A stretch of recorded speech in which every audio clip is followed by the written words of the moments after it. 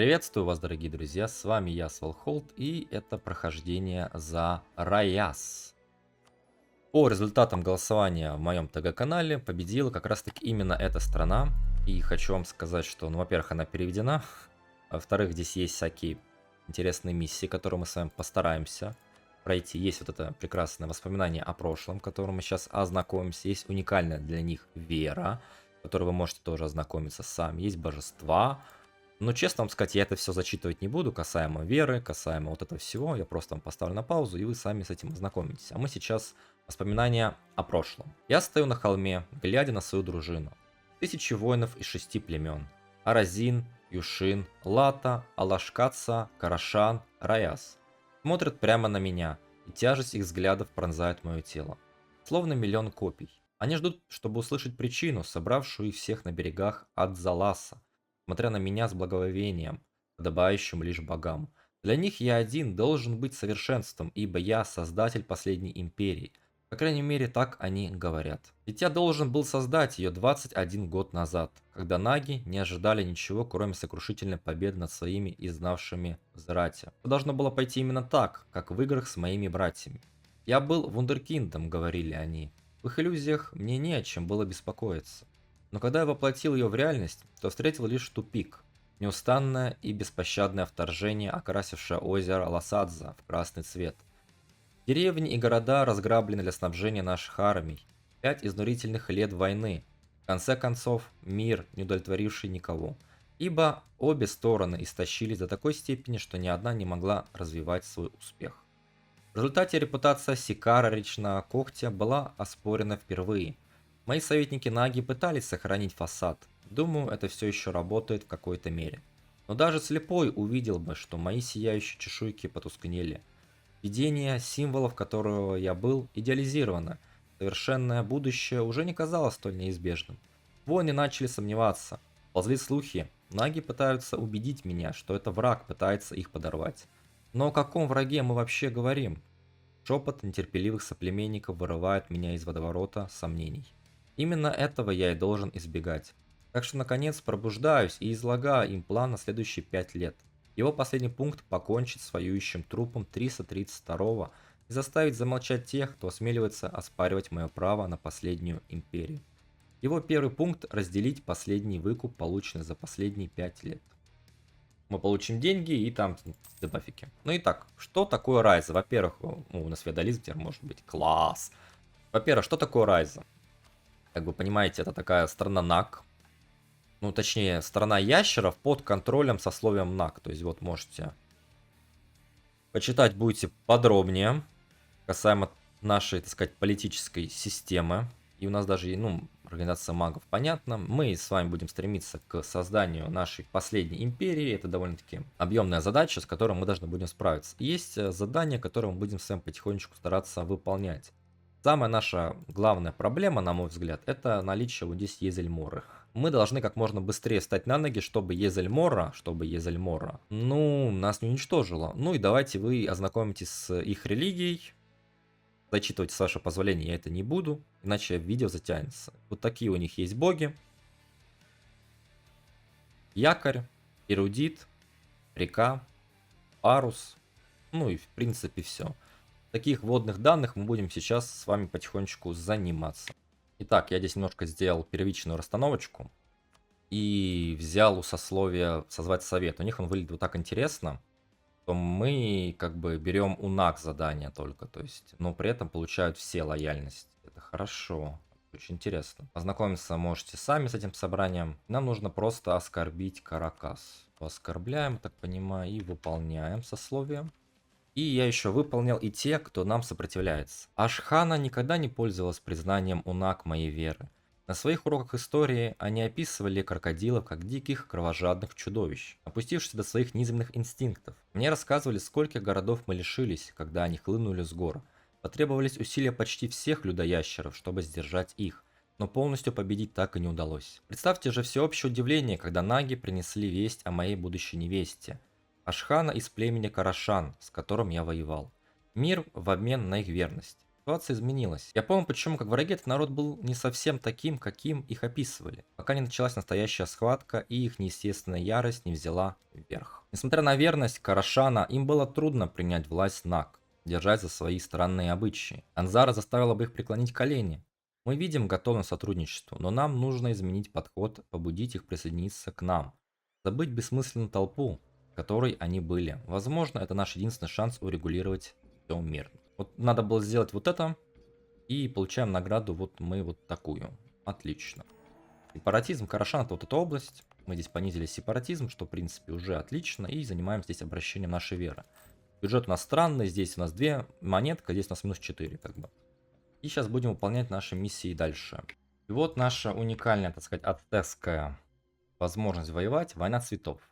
И Катара в Угре страдал от внутренних беспорядков с тех пор, как несколько десятилетий назад обрела независимость от Карасской империи. Эта нестабильность привела к образованию внутри королевской фракций, которые рассматривают независимость Хугры как неудачный эксперимент и стремятся обеспечить свое будущее, подчиняясь более могущественной силе, способной их защитить.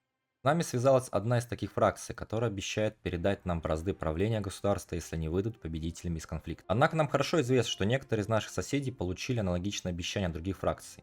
Различные группировки Хугры ожидают исхода войны между Асартой и Караском, прежде чем предпринимать какие-либо шаги. Мы надеемся, что наша союзная фракция одержит победу, как только закончится это противостояние. Тем не менее, наши армии готовы захватить, по крайней мере, пограничные районы, ослабленные Икатары, если она сдастся одному из наших противников. Ну, короче, мы ждем. То есть, я так понимаю, Хугра топит за Караск, а мы за Асарту. И, типа, кто победит, это будет нашим вассалом в будущем. Поэтому будем с этим работать. Ну, еще одна миссия у нас тоже выполнилась. И те, кто приходит к нам. Мое государство не то, где одно племя доминирует над всеми остальными. Большинство наших партнеров здесь с нами по своей воле, разделяя наше стремление создать предсказанную империю, предпочитая быть острием копья, а не встречать его на себе. Их постоянное согласие с нами – свидетельство нашей эффективности, знак того, что мое дело правое, а моя победа неизбежна. Однако за нашими границами все еще есть сомневающиеся в нашем успехе.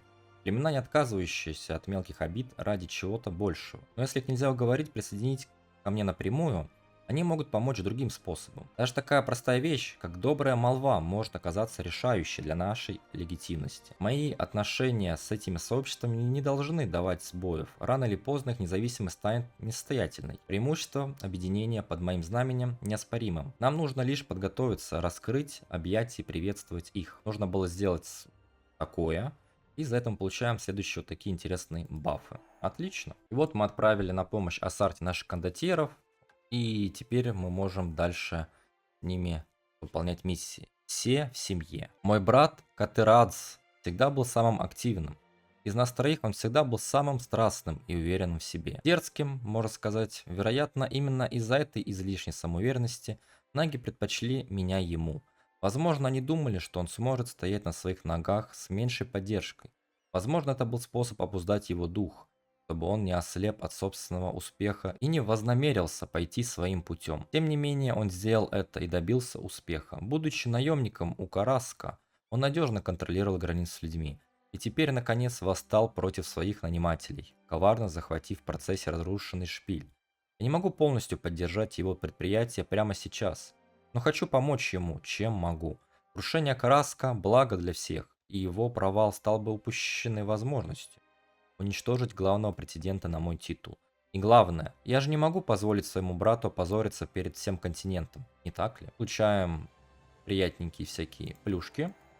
Теперь у нас разбить мечты. Здесь мне на самом деле не очень. Асарта, вассал наш, читает... Не очень пока понятно, как это выполнить. И пока наши наемники, кондотьеры воюют, я смог Цурин сделать своим вассалом абсолютно спокойно и без проблем. Мелочь, но приятно. И вот следующую миссию мы смогли выполнить. Наследие прошлой войны. Война может быть хорошим учителем. Теперь я понимаю, почему города Зарата так велики. Их казна полна, а армия дисциплинирована. Их управление попросту превосходит наше почти во всем. У них есть надлежащая цепь командования. У нас их нет. У них есть снабжение, а мы опустошаем сельскую местность, чтобы прокормить дружины. У них есть настоящие элитные полки с качественной подготовкой и лучшими скакунами, каких только могут дать деньги. А мы запрягли вьючных животных для кавалерии. Неудивительно, что они остановили наше наступление. Мы не можем позволить этому повториться. У меня есть идеи, которые помогут превратить наши племенные дружины на что-то более организованное, с четкой иерархией и ясными обязанностями. Это может быть встречено без восторга, но мы не можем продолжать жить как нынче. Теперь у нас появился Казл Белли для войны с вот этим. Еще мы смогли сделать себе вассала тоже мирным путем. Сам согласился, очень происходит. И можно идти дальше, я вижу. Они, конечно, маленькие, толковые, но почему нет? Ну, и этот час настал. Перемирие у нас окончено. И можно теперь наконец-таки начать войну. Постараемся эту войну забрать у него абсолютно все, что он имеет. Ну и первое наше сражение. Всей этой кампании. Ну, у нас третий воентех, у них второй. Тут как бы разговаривать не о чем. А вот и предательство. А ведь все так хорошо начиналось, когда в Раяс пришла весть о захвате карасскими войсками Асарта. Было запланировано празднование, совпавшее с ожидаемым прибытием к делегации в столицу. Ими должны были собраться вместе, разделить пир и обсудить планы по дальнейшему управлению ящер-людьми. Вместо этого они принесли лишь весть о предательстве. Асарта вонзила нож в сердце Альянса и объявила, что не успокоится, пока Раяс не падет. Она не была объявлена, с этого момента мы стали заклятыми врагами. Ни одна 333-я империя не может быть создана до тех пор, пока другая остается в силе. Хладнокровно. Следующие будут они, у меня претензии на них есть. Сейчас мы с Верком разберемся. Ну вот и все, война подошла к концу. Мы забираем весь север. А вот и самое неприятное, что только могло произойти. Едаль Мора сюда залазит. Второй воентех 40 тысяч. Найс. Ну вот мы наконец-таки смогли все национализировать. Я поснижал автономию. Теперь у нас армия может быть 3-4 полка, в принципе. Но я здесь стараюсь. Вот я приобрел еще одного вассала в виде Абусы. Еще хочу сейчас Суза взять вассалом. Я решил объявить войну Караску, добить его полностью. Мы попросили проход у людей, то потом с двух сторон Асарту можно было закрыть. Ну вот мы закончили эту войну. Я его сделаю вассалом, потому что забрать не смогу. Заберу с него денег и сделаю его вассалом. Но он, конечно, будет не лояльный. Это нормально, в принципе. Так, выполнили задание НАК. Нам дали наследника. Ладно, до 7. Выполняя задание, мы поднимаем себе навыки. О, прикольно, кстати, сделано. Касаемо Асарта, будем его пытаться удерживать, будем пытаться с ним что-то делать. Здесь сейчас мы тогда дадим, не хватает чуть-чуть, да, из агрессивочки. Ну и мы начали войну с Асартой за возвращение национальных провинций Караска. Смешно это забавно, да. Вот так у нас прошла наша война небольшая. В принципе, вот так она получилась. Интересно. Коалиции не будет. Мы вернем Караску некоторые профки. Заберем только Караск для выполнения миссии. Я ж думаю, может себе еще одного вассала. Их нужно 6, я так понимаю. У меня 4, ну 5 я сделаю. Ладно, давайте пожадничаем. Сделаем его вассалом. Мы, главное, их отрезали. То есть теперь никто, кроме меня, по идее, не сможет с ними сделать каких-нибудь непотребств. Это самое в нашем деле замечательное. Ну и следующая миссия у нас тоже выполнена. Падение богоизбранных. Ишу и стражи доказали, что они крепкие орешки. Даже перед лицом неминуемого поражения они предавались роскошной жизни и бредовой пропаганде. Они подкупали моих соплеменников, чтобы выиграть немного времени на подготовку обороны. Но их время пришло. Они слишком часто подводили людоящеров. Именно их склоки привели к тому, что их Ашхана и люди опустошали Тайнеайс. Именно при их правлении людоящеры потеряли 2 шпиля, отданных чужеземцам. Их божественный мандат направления окончен, и у меня есть мандат покончить с ними. Мы уничтожим их наследие раз и навсегда. И унизим город, который так долго потакал их развратному поведению. Портреты, изображающие их разврат, будут разорваны в клочья. Пуакат II и его двор шутов казнены. Оставшиеся от их владения будут распределено для улучшения жизни простого люда.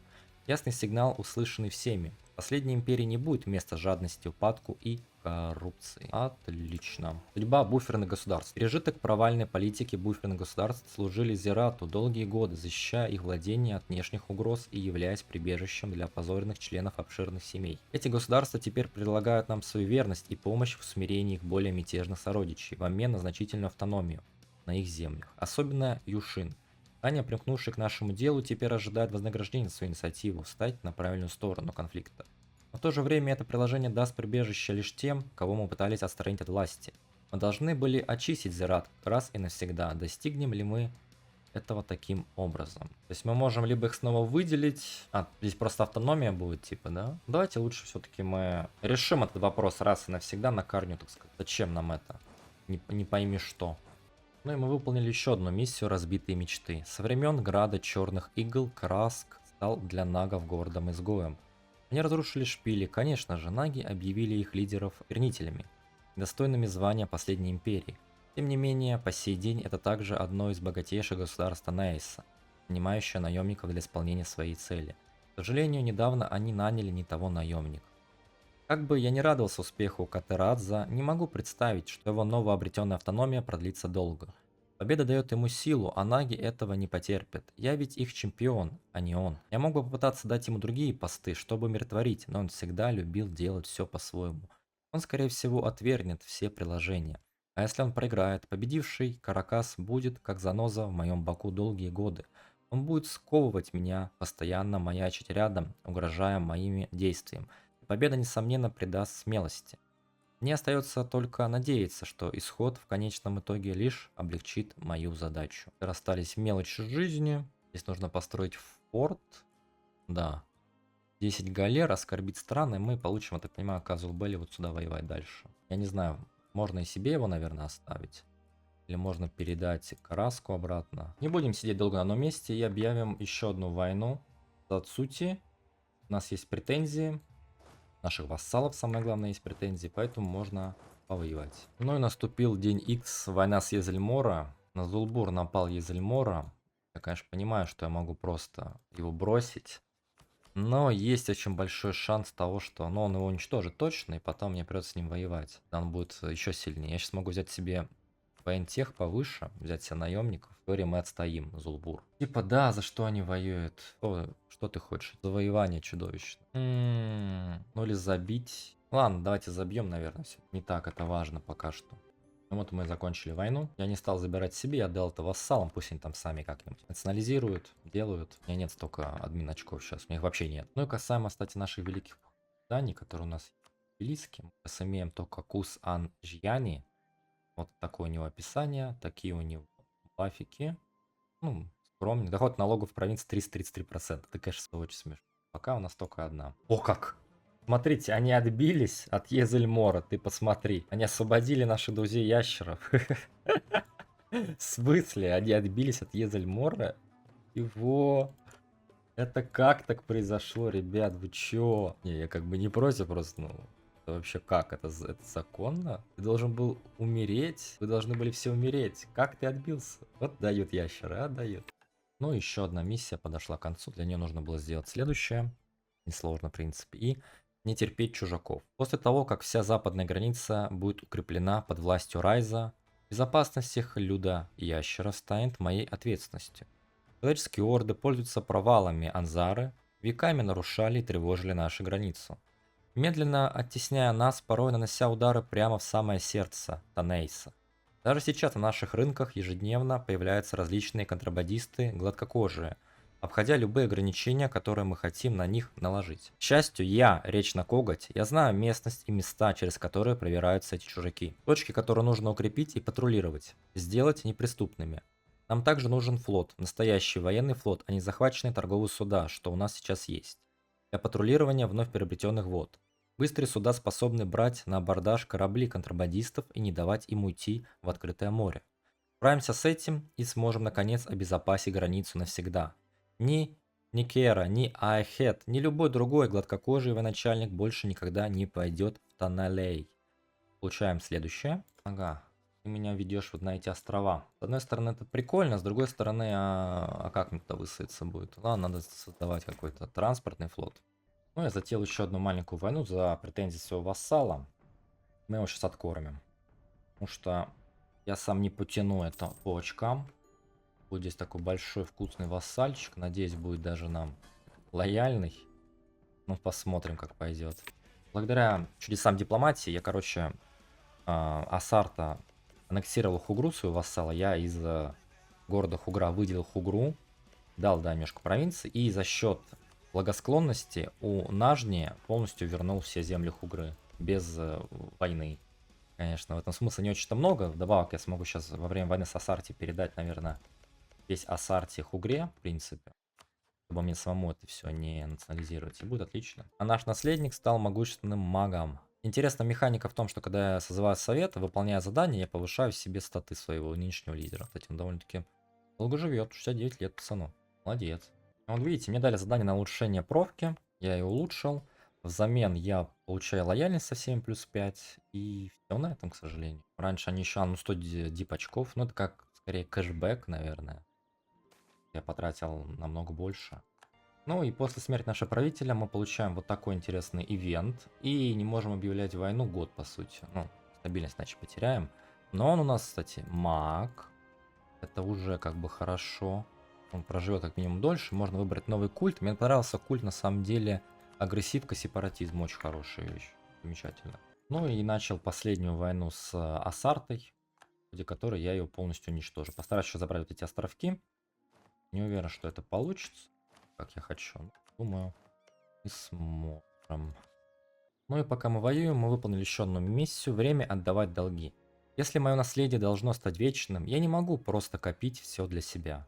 Поддержка союзников и мои собственные военные успехи дают огромные ресурсы, которые мы можем использовать куда лучше, чем Зарат или Караск. Просто пересчитывая монеты, этот путь ведет лишь к потере всей поддержки, как только не станет выгодно. Неустойчиво. Верность нужно питать делами бескорыстной доброты, раз община дает мне. Я должен отдавать ей. Как подобает правителю, сейчас у меня переизбыток подданных, верно служивших в прошлых войнах. Я позволю им вернуться в свои общины, служить под моим именем. На благо общества, строить дороги, дома, выполнять тяжелую работу, которая поможет опыт, полученный в моей дружине. Надо было сделать вот это. И мы получаем за это вот такие бафики. У нас еще 6 вассалов есть. Поэтому бафики будут там дополнительные. Это отлично. Ну и остались мелочи. Это добить всю аракскую культуру. Для этого нужно будет нам разорвать союз с Яссой, я так понимаю, к сожалению. Ну, мы, я думаю, это сможем сделать. Наше лекарство против проклятий. Тут довольно-таки сложно. Мы сейчас будем разбираться, как это лучше сделать. Ну вот, война подошла к концу. Это я, наверное, заберу себе лучше. Островки пригодятся. А это мы передадим все Хугре. Ну и в принципе так красиво получил. Начал небольшую маленькую войну, чтобы добить вот этого. И мы выполнили еще миссию «Триумф зеленой партии». Хугра — это тихий театр военных действий. Большая часть ее правящего класса одержима каким-то безумным комплексом неполноценности. Никогда не борол за независимость, как подобает гордому воину, полагаясь на Караск, который о них позаботится. Теперь, когда они ими брошены, городские элиты спорят о том, кто станет их следующим защитником. Райс — лишь одна из кандидатур. Разобравшись с самыми неотложными угрозами, я наконец смогу сосредоточиться на том, чтобы использовать эту поразительную возможность. Контроль над устьем от Заласа будет невообразимым благом для нас. Не только прибыль от контроля над Жемчужной рекой, но и дружественный правящий класс, более чем готовый стать моим подданным. Чего я еще могу желать? Ну, требования такие. Получаем мы вот такие приколы. Я так понимаю, да, вот сюда мы получаем. Ну, продолжим. И еще одна миссия вроде бы. А, вот сюда нужно их перекинуть, да? А, нет, проблема, у нас нет транспорта, ладно. Ну, вот видите, я выполнил задание НАК, и мне дали моему правителю 1 очко. Красота, красота. И мы выполнили задание, очень, конечно, смешно, но мы успели. Тайны города в Картере. Обычно Каршир был бы довольно заурядным портом, смеваемым веками некомпетентного управления со стороны своих сузеренов из Караска, что делало его местом, не вызывающим у меня интереса. Однако мои советники Наги проявили к нему особое любопытство, озадаченное отсутствием своих сородичей среди коренного населения островов. Они говорят о богатой истории его столицы, расположенной в спящем вулкане, как якобы удачном месте для сокрытия могущественных тайн. Действительно, историки Каршира славятся своей добросовестностью, ведение записей и их хранилища. Можно сравнить разве что с хранилищами в Шангре, на другом краю Танейса. Возможно, их знания помогут мне найти повод заткнуть самых набожных, утверждая, что Караск никогда не был достоин звания последней империи. И кто знает, может быть, их звания приведут меня к еще более интересным открытиям. Мы потеряли 2 полка, взамен получили здесь колонию бесплатную, надеюсь, да? Ну, вроде да, это как сама по себе будет развиваться, наверное. Или, да не, вроде сама по себе бесплатно развивается. Ну и пусть она живет дальше. Ну и еще одна миссия — вождь всех племен. Большинство императоров в истории происходили из древних городов, ныне по большей части утраченных. Огромные ресурсы этих мегаполисов были попутным ветром для их восхождения.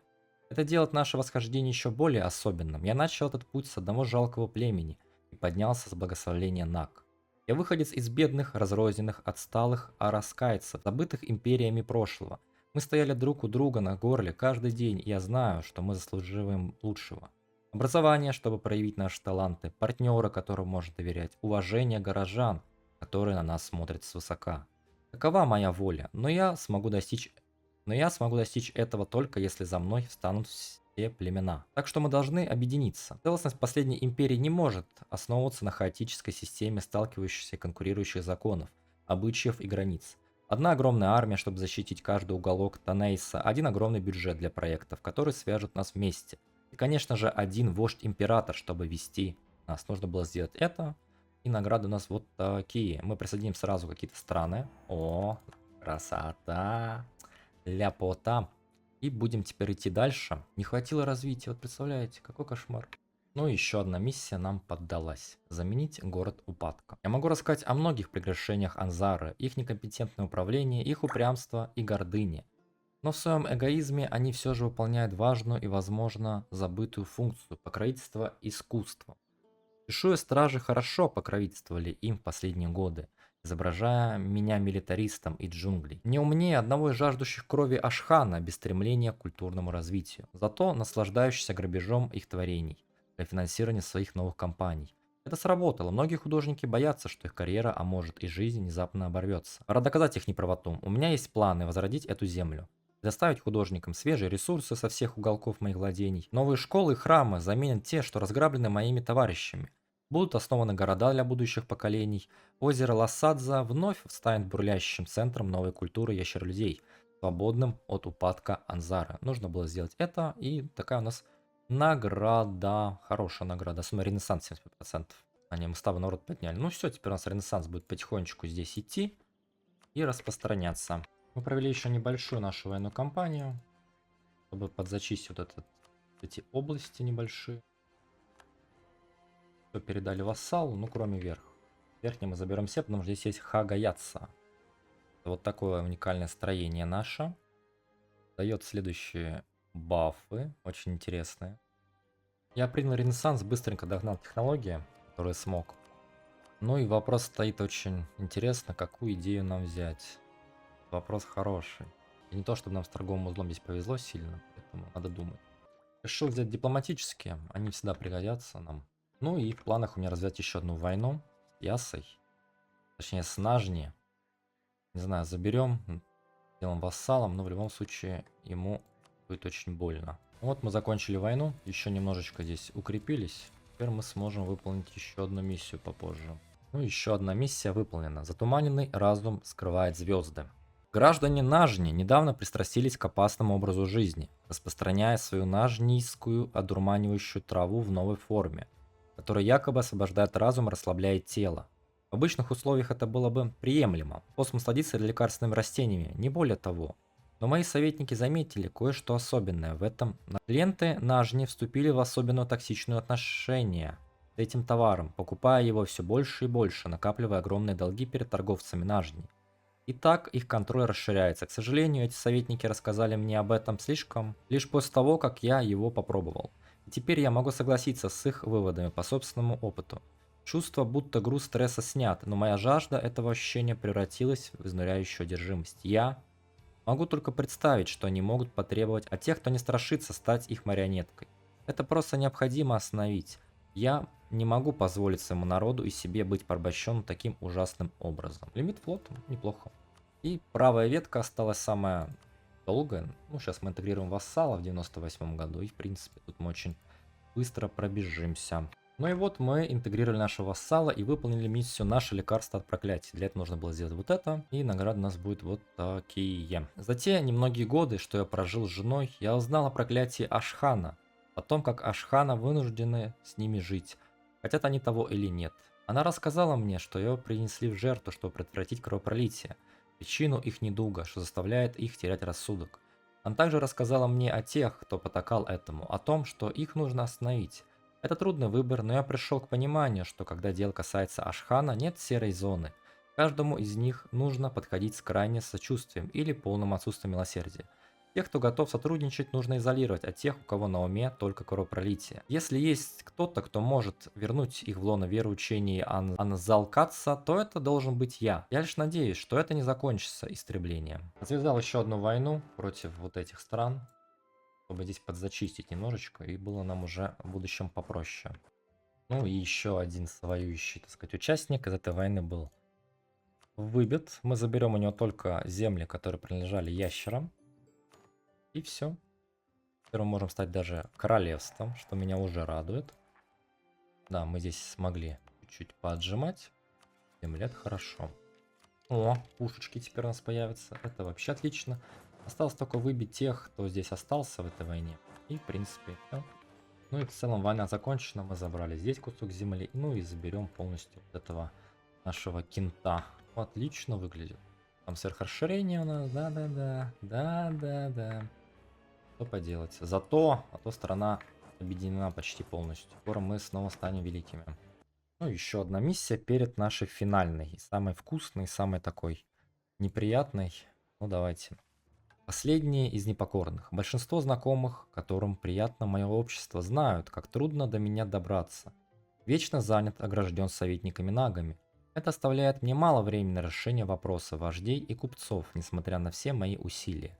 Некоторые из них активно интригуют против моих советников, пытаясь ограничить их всеобъемлющим влиянием. Но на другом конце Танеаса возникает иная угроза. Необычайный король Нага, правящий открыто, вопреки традиции, в Шалазаре, который не поддерживает мои притязания. Это пугает моих советников.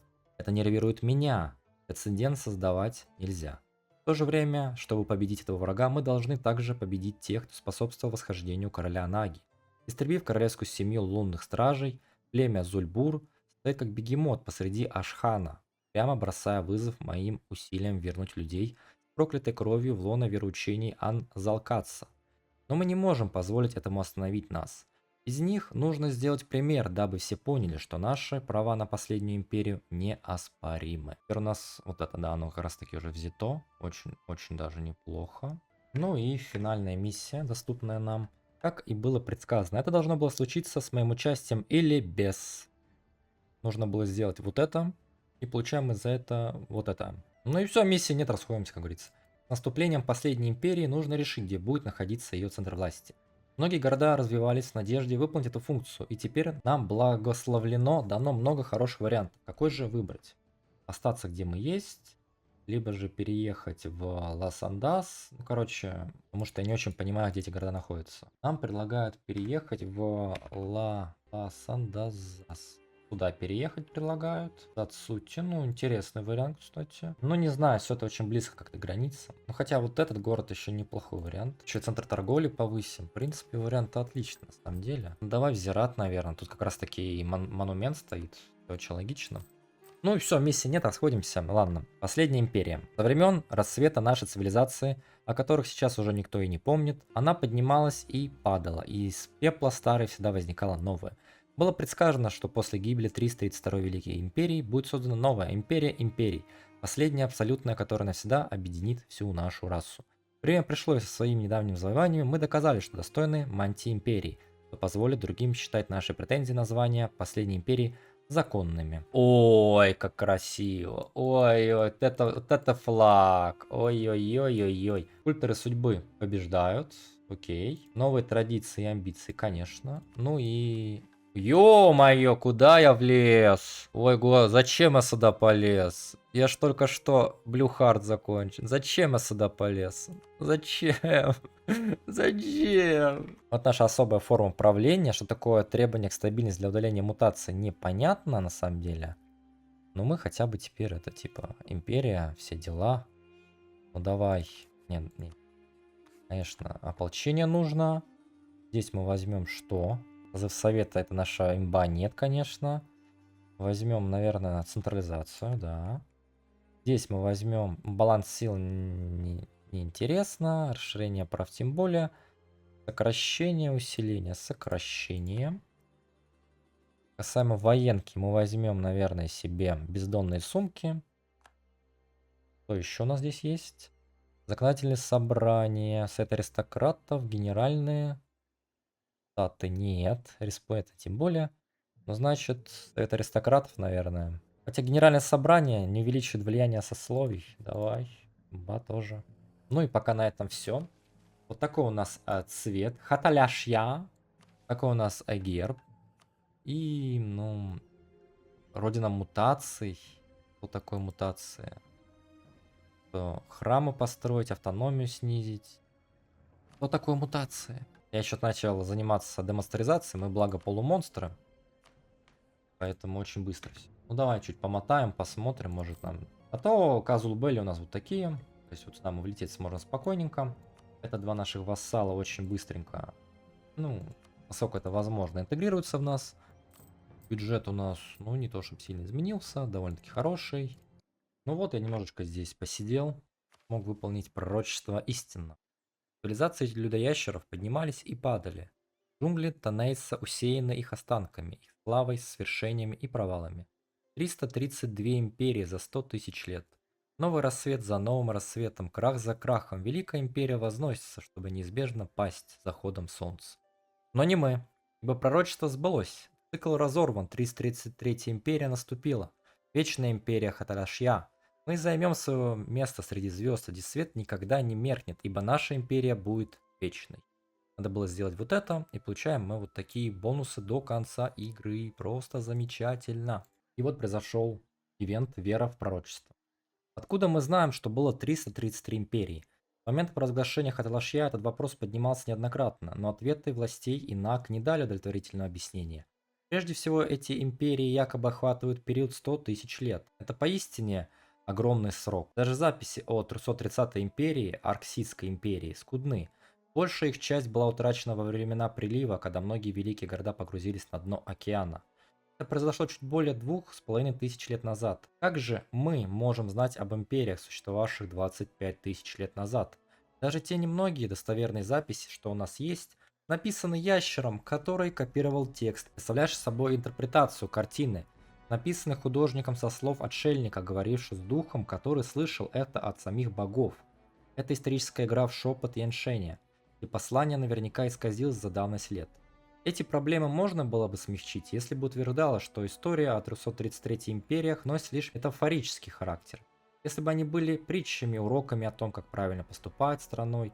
Но если принять эту точку зрения, то нет никаких оснований считать 333 империю особенной. Это пророчество основано на ключевых предпосылках, что Хаталашья определенно является 333 империей, и потому предназначена длиться вечно.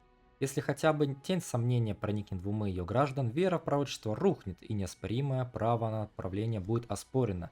Наги не допустят этого. И у нас был модификатор такой, и из-за этого у нас теперь не... мы теряем веру в пророчество. Непонятно, как я должен ее подкреплять.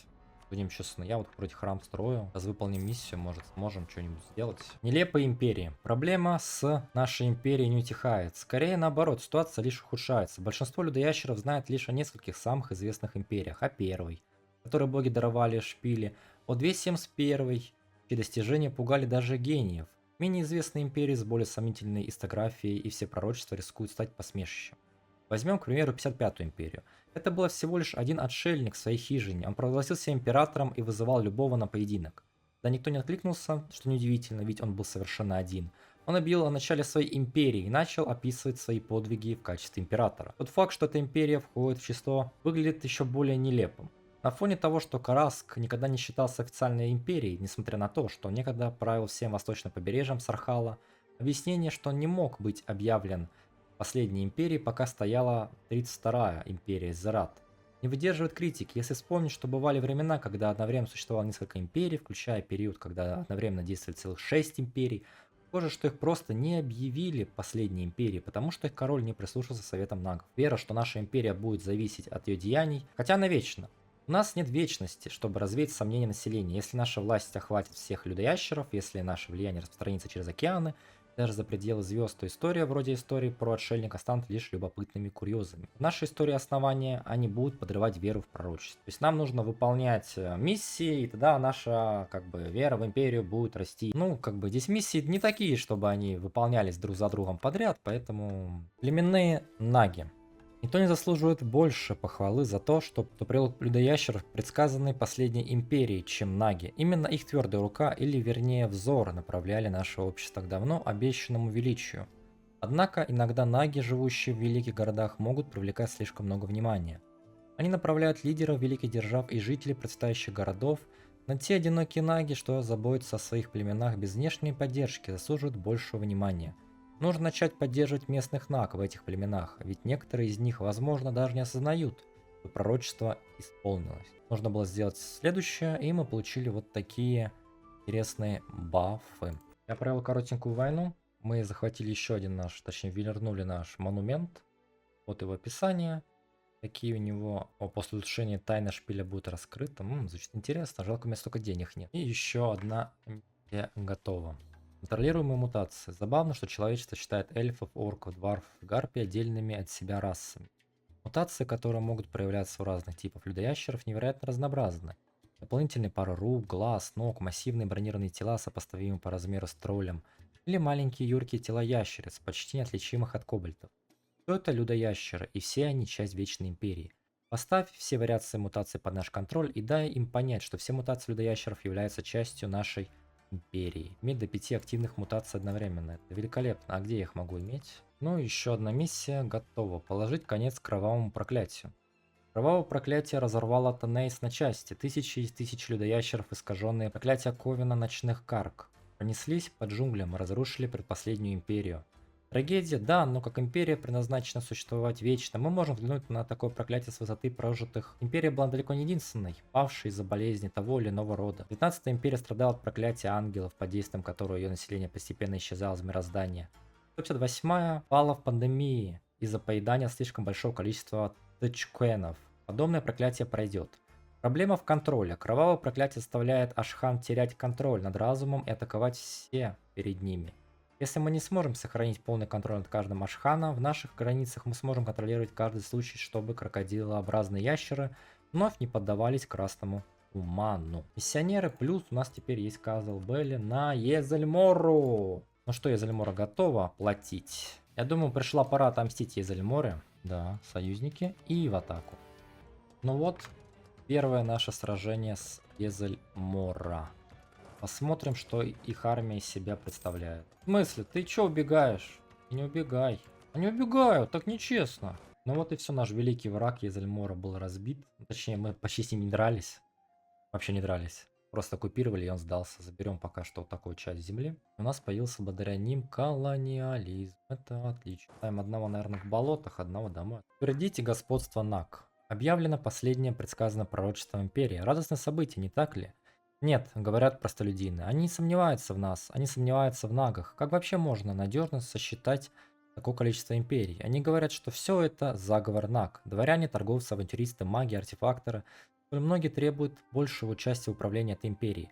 Эта империя была предсказана Нагами. Она создана под руководством Наг. Она будет управляться под бдительным оком Наг. Сейчас и вовеки, ибо эта империя вечная, как и воля. Максимум привилегий Наг плюс 5.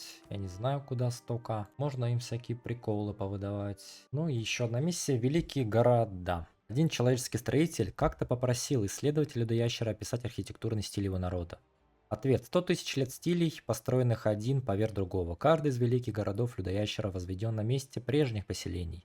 Города вроде Шалазара и Зирата стояли на одном месте тысячелетиями, отстраиваясь и перестраиваясь. Некоторые дома стояли на одном месте тысячи лет, камень может меняться, комнаты могут меняться, крыша может меняться, но это все те же великие здания, стоящие в одном и том же великом городе. Таким образом, ни один город Людоящер по-настоящему не умирает. Мы получаем, во-первых, пророчество увеличивается, во-вторых, мы получаем баф на кач наших пробок. Отлично.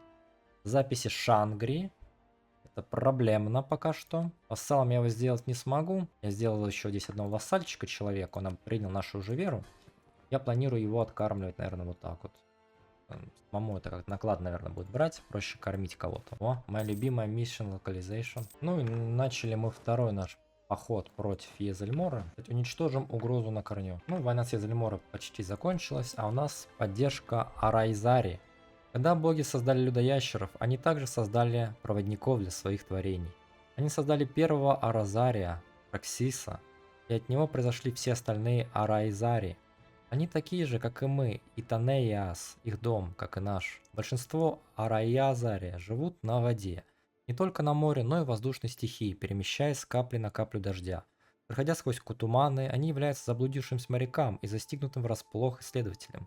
Чтобы помочь с поддержкой Арайзари, мы тоже станем существами суши и моря. Теперь мы можем вербовать исследователей и конкистадоров. Ура! Ну и сразу же водные существа. Что делает людоящеров особенными по сравнению со многими другими расами в этом мире? Наше разнообразие обусловлено мутациями, хорошая отправная точка, но и наша предрасположенность к воде еще одна. Людоящеры способны выживать и процветать в самых разных средах. В истории были империи людоящеров, базировавшиеся в пустыне, на островах и даже однажды действующие полностью под водой, как это было с 80-й империей. Со времен прилива примерно 2500 назад людоящеры утратили свои владения на островах.